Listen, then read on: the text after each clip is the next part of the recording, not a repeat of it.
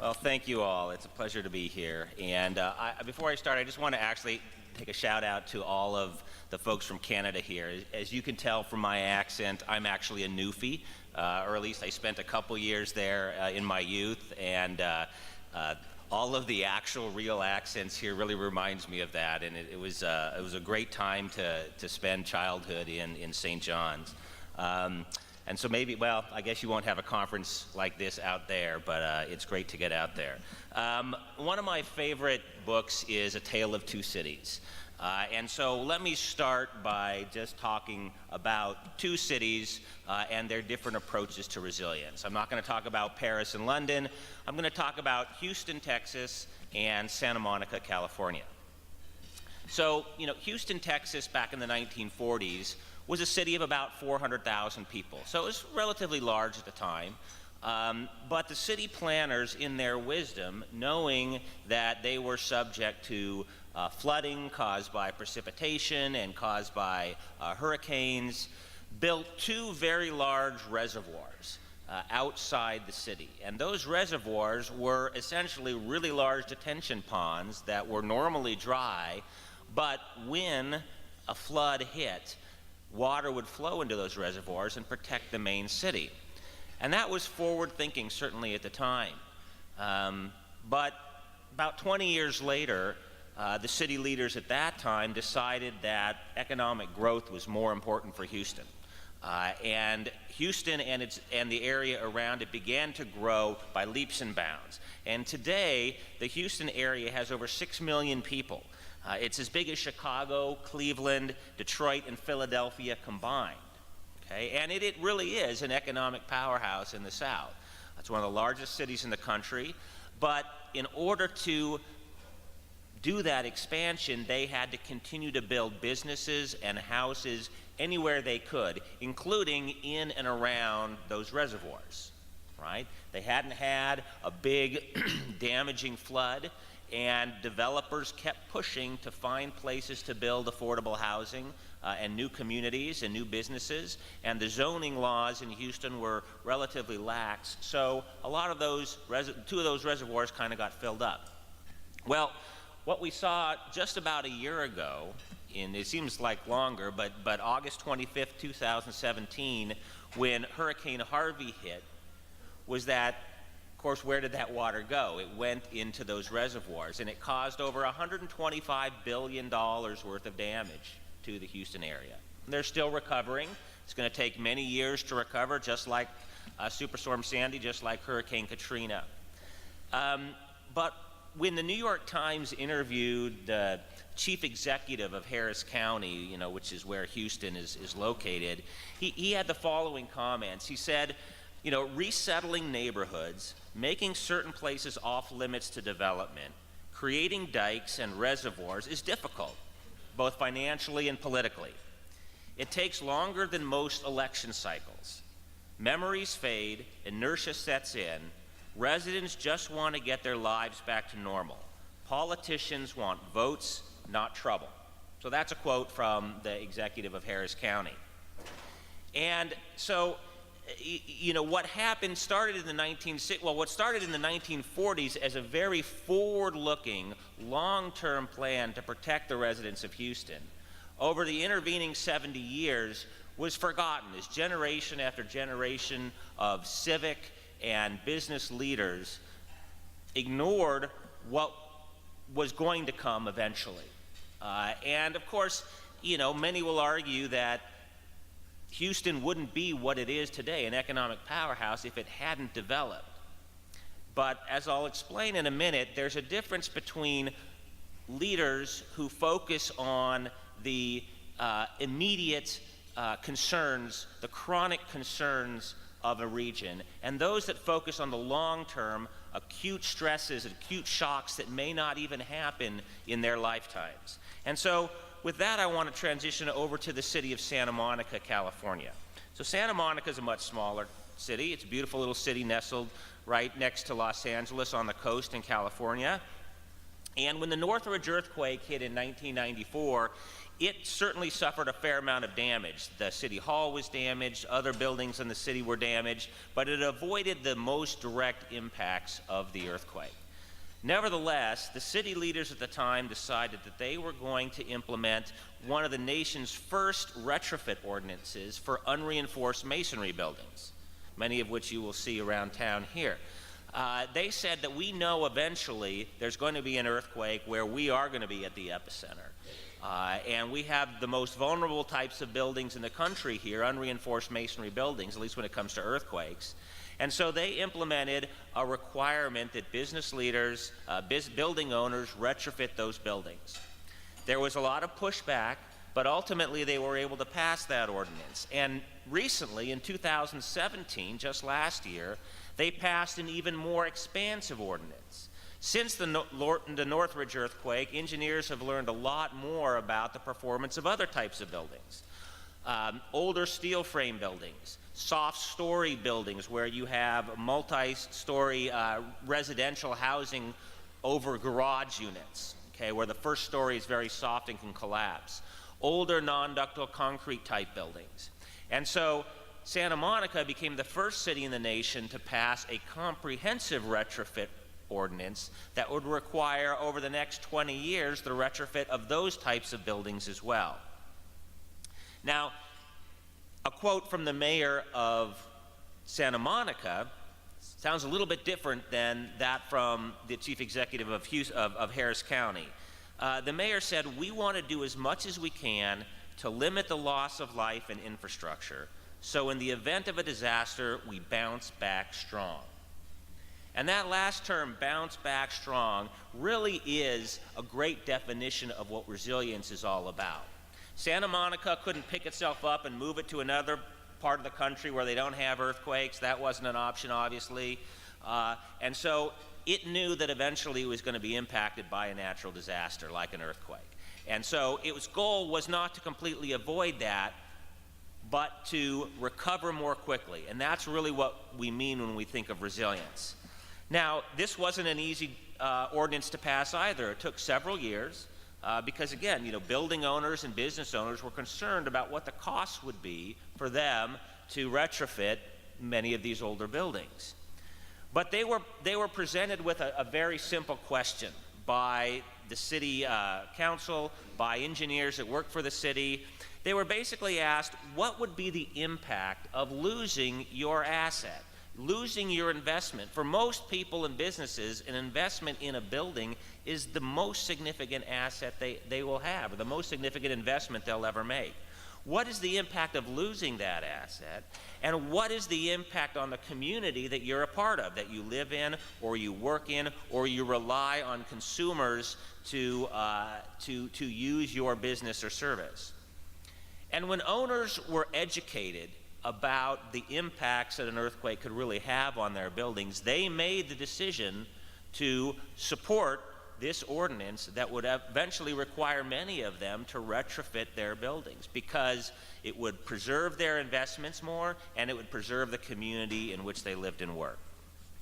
So with those two cities kind of as a backdrop, let's talk a little bit about what resilience means, at least relative to how the U.S. Resiliency Council thinks of it.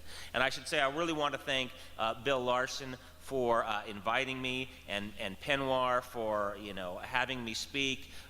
Bill has been a great champion and supporter of the work we do and really has a passion for resilience in the same way that the USRC does. And so, Bill, I want to say thank you very much to you, to Cal Portland, for being so supportive of the work we do. But what is the work that we do?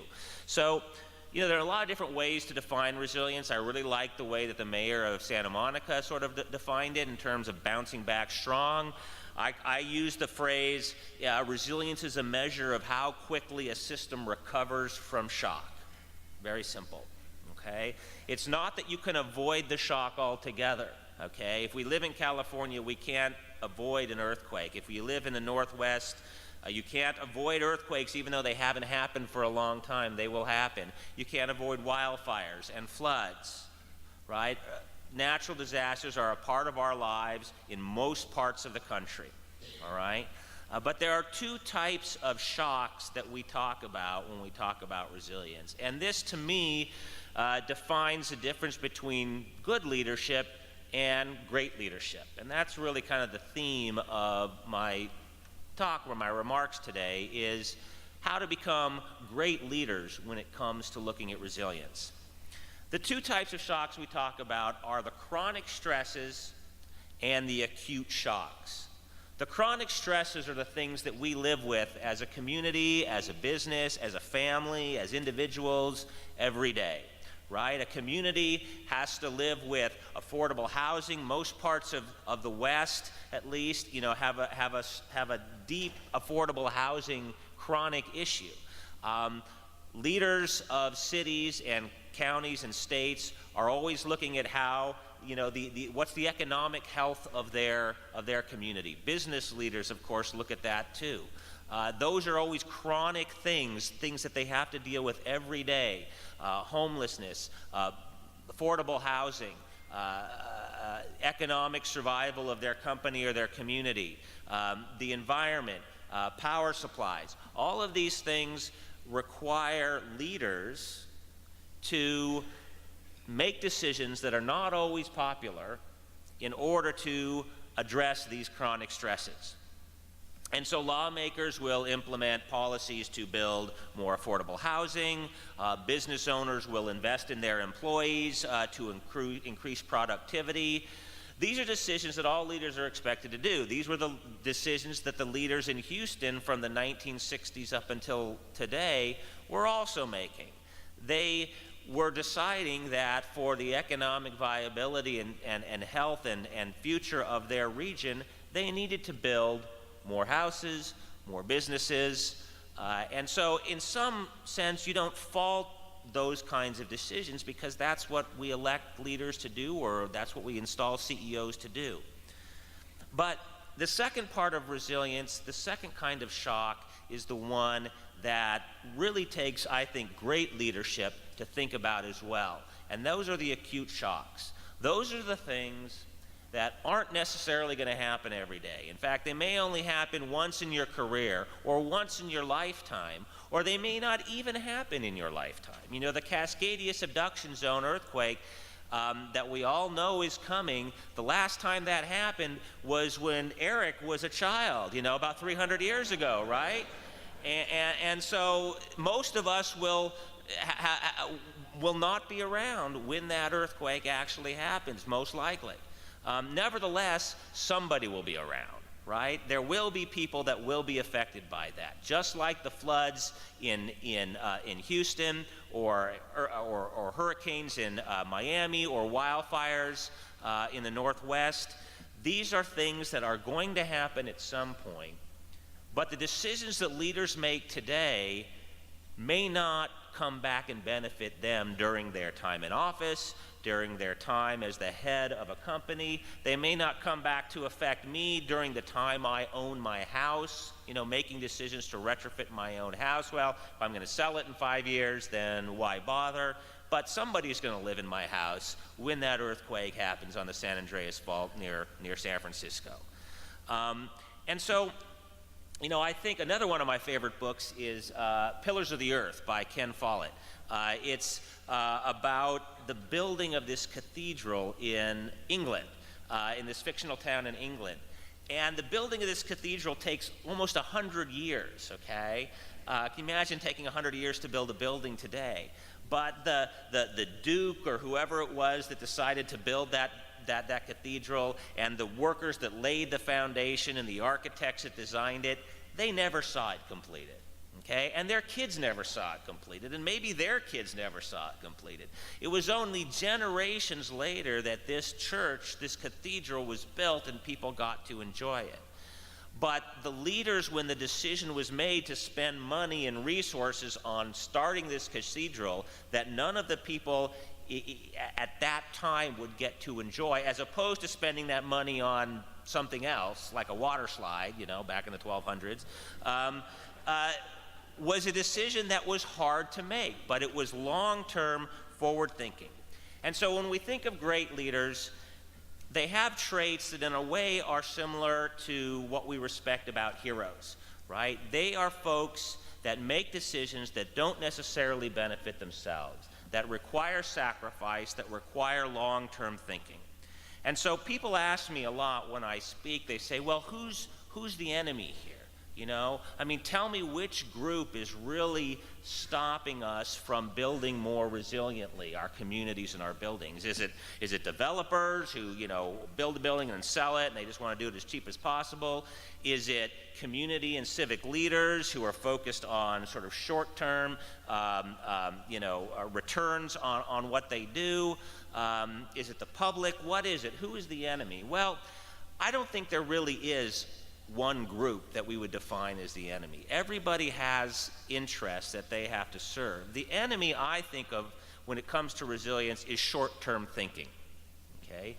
It's this inability to think beyond the next election cycle, the next set of quarterly profits, or frankly, even for myself at home, to think about, well, would I rather take a vacation or would I rather, go under my house and brace my cripple wall?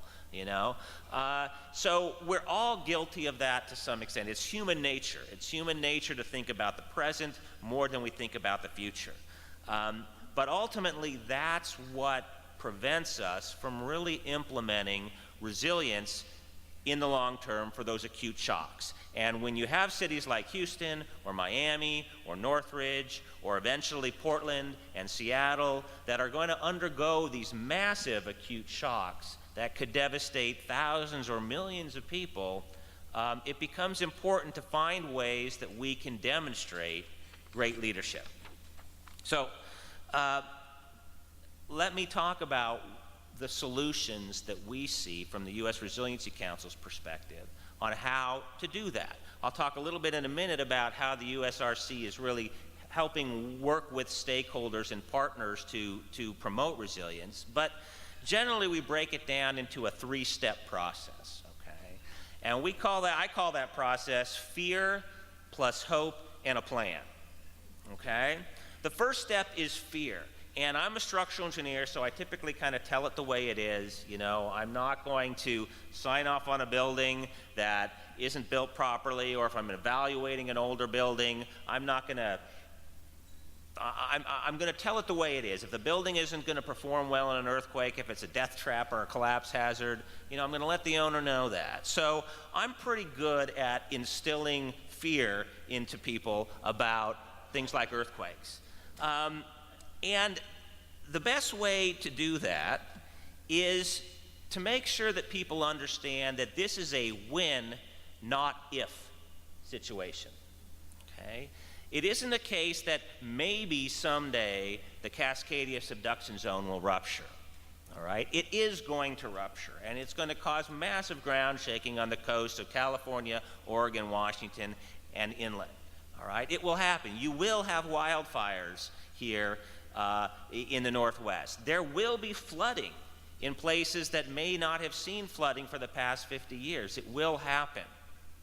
Because the difference between having a when mentality and an if mentality is if really means on my watch, right? If you have an if mentality, what you're really saying is, will it happen while I'm in control, all right? While I'm mayor, while I'm CEO of the company, while I own this home. And what that does is it discounts the value of future generations. If you have a when mentality, it doesn't matter if it happens on your watch or not. It only matters that it's going to happen and it's going to affect somebody. In evolutionary terms, there's this evolutionary concept of this circle of empathy. And the more evolved a species is, the larger that group is. The least evolved creatures only care about themselves. And then you can go to like birds, the mother bird will care about her chicks.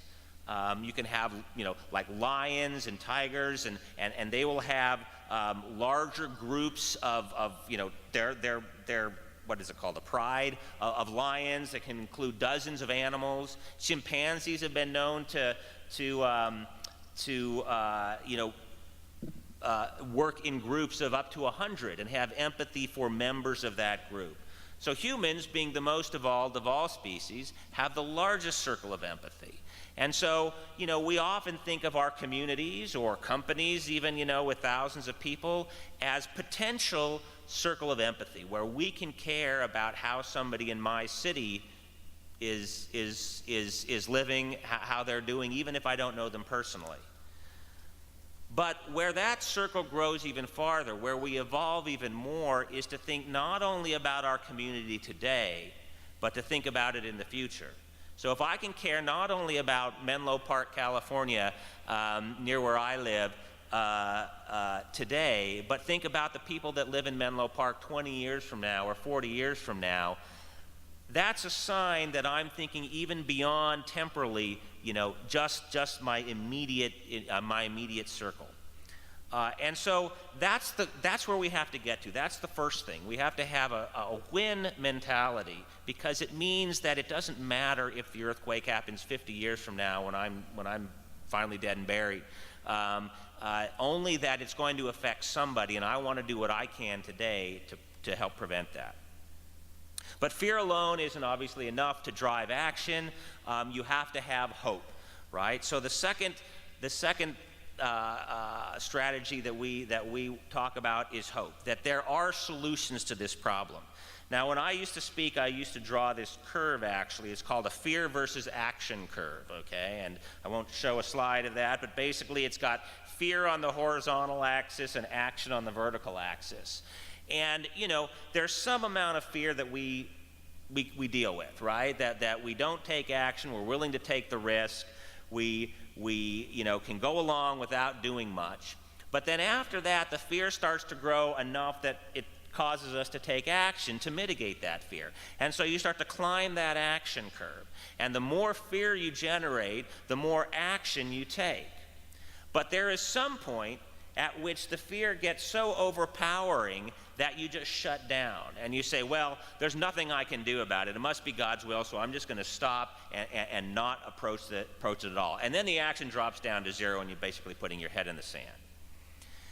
And so our goal, at least from the USRC's perspective or from a structural engineer's perspective that focuses on things like natural disasters, is to bring our clients up that fear versus action curve. Now, by fear, I'm not meaning irrational fear. I'm not meaning telling untruths, but I'm talking about relaying the state of nature in such a way that we generate the most action, all right? And to do that, to avoid that going over the top and dropping down to there's nothing I can do about it, what we have to avoid is this all or nothing mentality. Okay? It's very common, and you hear it in the news a lot. You hear it from politicians a lot. They say, well, enacting this law isn't going to stop that from happening. If we do this, there will still be that. Okay? You have it from everything from gun control to the environment to building affordable housing to tax law, et cetera, et cetera. There's always this argument that if I can't solve the problem completely, then why bother trying at all, right? And I think back again of those builders of those cathedrals, and they knew that none of them would have been, no individual working or leading that effort to build those cathedrals was going to be the one that said, I did it all. Yes, there would be one person at the end that placed that final capstone on the church, and he'd probably get to cut the ribbon, and it would be great. But nobody did the whole thing. And when we think about acute shocks, when we think about these long-term catastrophes, we have to have the same mentality. We have to have this belief that it is okay if we just contribute to making something better. That it isn't on us to do everything, and it's really an abdication of our responsibility if we take that mindset that unless we can do it all and get all the credit for it, it's not worth doing.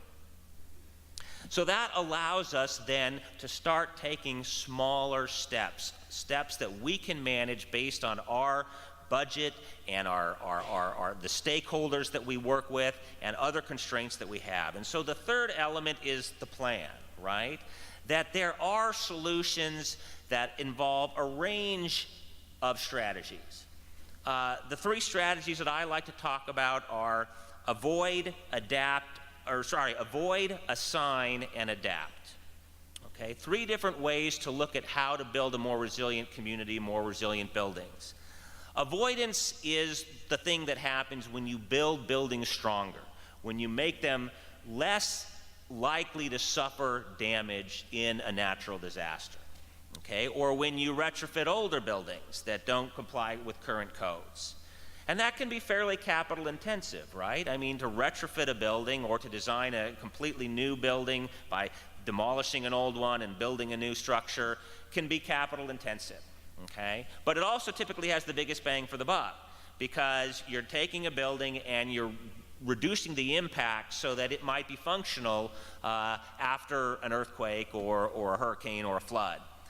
And there's a place for that in a community or a company's capital budgets or your own personal family's capital budget, right? You have money that you set aside to do capital improvements.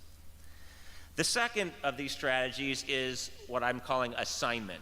And it's really more like sharing, risk sharing. I could have used sharing, but I was going with the A theme, so we use assignment. And sharing is this idea that you can spread some of your risk out because when one state or province is affected by a natural disaster, another one might not be. And that's, of course, the basis behind insurance, right?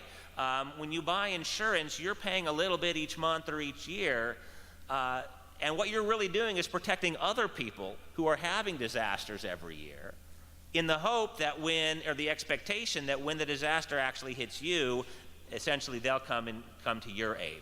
So this is a different kind of spending. This is something that you would spend every year. It's part of your operational budget to share risks, to have memos of understanding with other states or provinces or other cities, to buy insurance. So it comes from a different pot. The third strategy is adaptation, and that's the recognition that there's no way to eliminate the impact of disasters, all right? If we're going to continue to live in areas that have disasters, we can't build our way out of it, we can't insure our way out of it. Eventually, something's going to hit, and we're going to have to deal with it, all right? So adaptation is that sort of emergency response, that emergency planning and preparedness and response and recovery that has memos of understanding with community centers to serve as shelters, or with big box retailers who will come in and bring in supplies after an earthquake from places that are unaffected. These are things that can be done through agreements where money isn't necessarily spent up front, but it's held in reserve so that when the event happens, you have some pot to go to cover these things. And so these are three different types of strategies that the USRC talks about when it talks to folks like yourselves and business owners about how to implement long-term resilience strategies. That's the way to sort of to recognize that this hope issue, that there are solutions that essentially fit the needs and constraints of different communities. You know, Seattle is different than Saskatoon. You know, Menlo Park is different than, Spokane. We all have different constraints, different requirements on us, but the solutions, the combinations of solutions work well when you pick and choose based on what those constraints are. So lastly, let me talk a little bit more about the U.S. Resiliency Council and what we're doing. We're a nonprofit organization. We were started 7 years ago, as Bill noted, by a number of structural engineers, but also bankers, architects, lenders, insurers that believed the public needed to be more aware of the real state of nature, if you will, the state of our communities, and also what they could do to improve them. And so one of our big missions and objectives, and this is one of the reasons I'm here this week, is to educate the public. Educate you about the fact that disasters happen, that they will eventually happen, what the impacts are going to be on your community, on your business when these events happen, We talk a lot about what the code delivers, okay? Being a structural engineer myself, I'm very familiar with building codes. I'm very familiar with the understanding that building codes are generally designed to make structures safe. And that really just the newer building codes. If you look at a city like Seattle, or Portland, or San Francisco, or Los Angeles, and I'm sure you could say that about most major cities, is that about 90% of buildings in these cities were built before modern codes were developed for things like earthquakes and hurricanes. And if the code is only intended to deliver safe buildings, not necessarily buildings that can be reoccupied or buildings that will protect the investment of the owner, then we're looking at a real potential catastrophe if these cities have a large event. You know, there was an article in the LA Times recently about Arizona. And Arizona recently conducted this major earthquake drill, or major earthquake response. And, you know, most people don't think of Arizona as having a lot of earthquakes, and it's true, they don't have a lot of earthquakes. Their response was in looking at what was going to happen if there was an earthquake in Southern California, and you had between 200 and 400,000 people that were rendered homeless because their apartments or their homes were destroyed, and they were looking for other places to go. Those are the estimates. And so, you know, I just found it ironic that a state that itself doesn't have a real earthquake issue was concerned about what they would do if another state had an earthquake, a major earthquake. So a lot of what we do is education.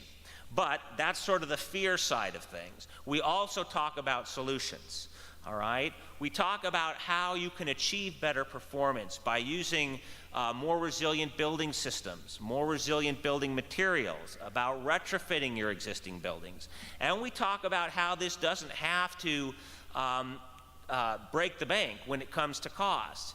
You might be surprised to know that taking a new building, when you're designing a new building, if you design it just to the minimum code so that it's, say, life safe in a large earthquake, for another 1% to 3% of the cost of that building, you can typically design it so that it will not only be safe, but it will be repairable and reoccupiable within a matter of days or weeks. And so I use this analogy. I said, you know, you can go buy an $80,000 Corvette, right? And given all of the newfangled safety features they have on these cars today, if you drive it into a wall at 25 miles an hour, like Eric did with the drone, apparently. I didn't get to see that. I missed that. I hope somebody taped it. You'll walk away from that accident because of the safety features, but the car will be a total loss. So if I told you that for an extra 1%, an extra $800 on that $80,000 Corvette, you could have a car that still drives like a Corvette, still looks like a Corvette, but if you drive it into a wall at 25 miles an hour, not only will you walk away, but the car will be in the shop for a couple days and then it'll be as good as new. You know, wouldn't you do that for an $80,000 investment? Why wouldn't we do that for an $800,000 or an $8 million or an $80 million investment in our buildings, right? And so we talk about how you can develop solutions by using proper building systems of whatever material to make your buildings more resilient. And we can quantify those benefits now. We can just like when you make a decision to invest in a stock, you look at what? You look at the return on investment in that stock. Well, we can look at a return on investment investing in better performing buildings. All right? We can look at how it reduces downtime, which affects businesses, which affects communities, the social fabric of communities. We can look how it reduces repair costs, obviously, in exchange for the cost to implement those resilience measures. And then third, the USRC loves to partner with its members and with other organizations. We partner with cities and other stakeholders, insurance companies, lenders, building owners, business owners, to help them find solutions that meet those three strategies of avoid, assign, and adapt, so that we can develop for them, help them develop, really, strategies that work to make their organization more resilient quickly. We work with members on individual projects, and we create tools, and you might have seen this yesterday if you were in the drone session. You'll see a little bit more of it today in the session on resilience. Tools that can be used by community leaders, emergency managers, and others to gauge and promote resilience. So finally, let me just conclude by saying that, my hope for all of us, myself included certainly when it comes to my family, is that we encourage among ourselves great leadership, that we think about the long term, that we have a when, not if mentality. That means that future generations are as important to us as our own generation, that we recognize that we are making a difference when we are contributing to the solution, that we don't have to be the one that cuts the ribbon at the end necessarily, okay? As long as we're making a contribution, we're doing something noble, we're doing something good, we're doing something that we can be proud of and that we will be remembered for. People do remember those city planners in Houston back in the 40s that did build those reservoirs, and even though they didn't listen to them much after that, they were remembered as having great foresight. I want us all, whether it's in our communities, our businesses, or our families, to be able to have that sense of knowing that we'll be remembered for contributing to the solution. So I hope you enjoy the rest of your conference. Thank you so much for the opportunity to speak to you today.